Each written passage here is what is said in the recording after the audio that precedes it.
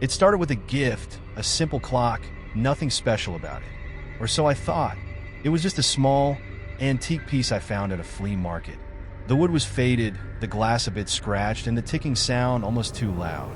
I wasn't looking for anything particular when I walked in that day, but when I saw the clock, something about it just felt right. I had no idea that picking it up would be the worst decision of my life.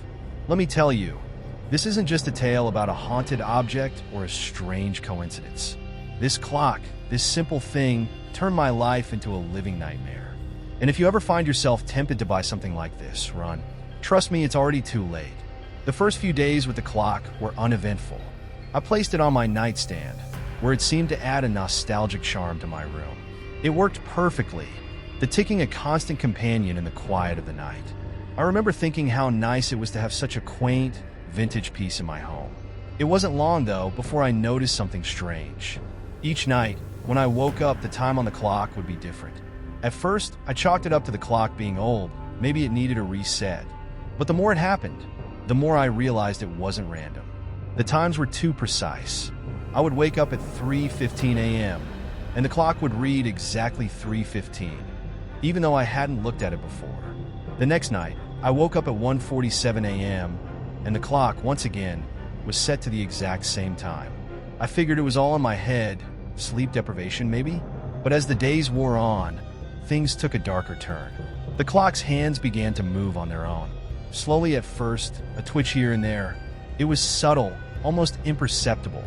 I wasn't sure if it was my imagination or if the clock was really shifting, but by the third night, I saw it with my own eyes.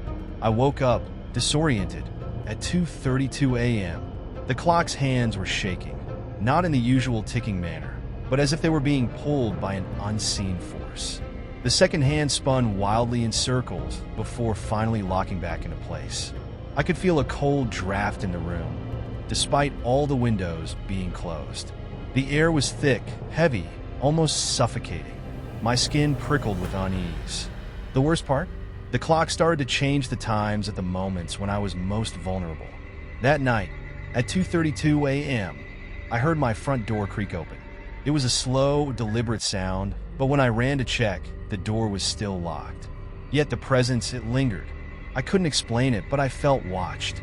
Every corner of the room seemed to have eyes.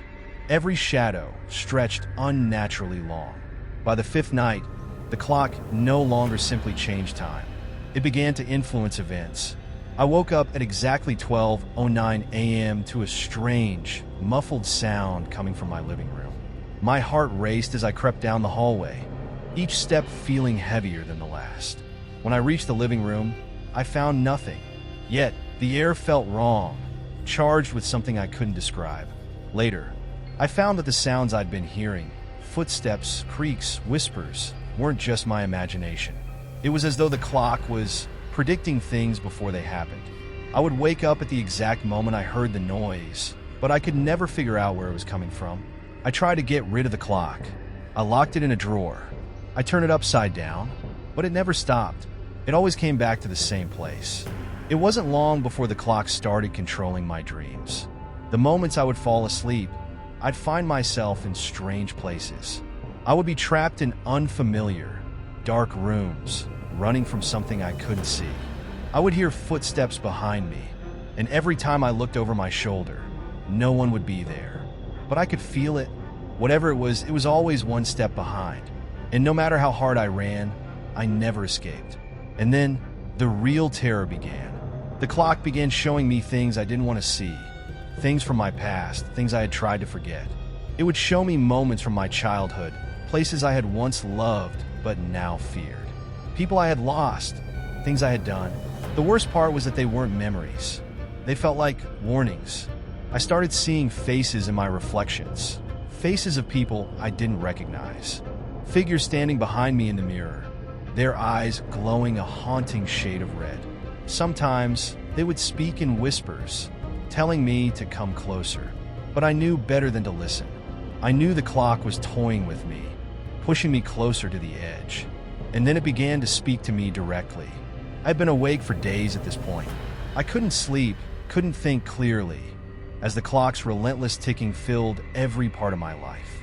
One night, I was sitting in front of it, staring blankly at the numbers, when I heard a voice, cold and raspy, like the voice of something long forgotten. "You are running out of time." The words hit me like a physical blow. I jumped up, heart pounding in my chest, but the clock stood there still and silent once more. The voice echoed in my mind long after I had left the room. The realization hit me. I wasn't the one in control anymore. I wasn't even sure I ever had been. It didn't stop. No matter what I tried, I couldn't break free from the clock. It had become my every waking thought, my every nightmare. The room seemed to bend around it. The world outside seemed to lose its meaning. Time itself became distorted, stretched, and broken, like a fever dream that refused to end. One night, in a desperate attempt to end it all, I grabbed the clock and hurled it across the room. I thought it would break, end the curse once and for all. But when I turned to leave, I saw it. The clock had returned to its place on the nightstand, completely unharmed, and the hands were moving once more. This time, they weren't moving normally. The hands were spinning, faster and faster, until they blurred into a single streak of light. I felt an overwhelming pressure in my chest, as if time itself was collapsing in on me. And in that moment, I understood there was no escaping it. No matter what I did, no matter how hard I tried, the clock was always one step ahead. I don't know how much longer I have. I don't know if this is even the end of the nightmare, or just the beginning. All I know is that I can't escape it. That simple clock, just a trinket, something I thought was harmless, has taken over my life. I've tried to destroy it, but it always comes back. I've tried to leave, but the dreams, the whispers, they follow me. So if you ever find yourself at a flea market and you see an old clock that looks just a little too perfect, just a little too ordinary, remember this. Because if you find this clock, it's already too late, and the nightmare has already begun.